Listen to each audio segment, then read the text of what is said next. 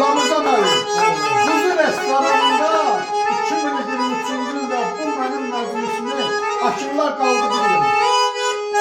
Bir fazil nararat çaldı. Bir daha sen. Nedir? Ey şuk! Başımın üstünde bir Allah'ım var.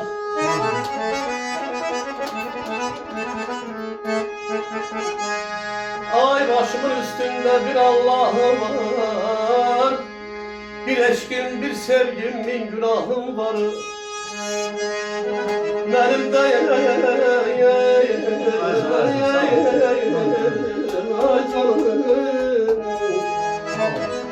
benim de bu dünyada bir günahım var. Bu günah salındır saslarıma der. Sevmek günahtırsa günahkarım.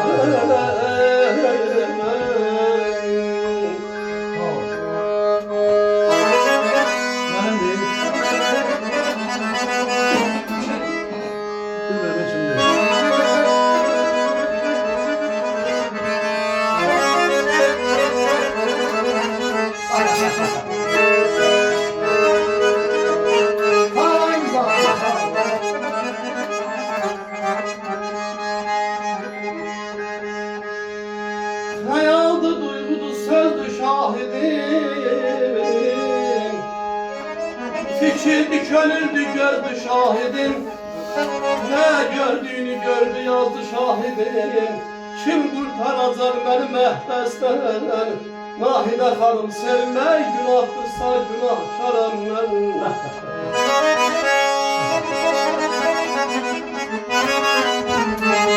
Yüreğden dövleyen bir kan değil. Bu Allah veren bir can değil. Bu ruzu değil, kan değil, kan değil. Ruhun gıdasıdır, sevgiye zerder. Sevmek günahtırsa günahkarım ben.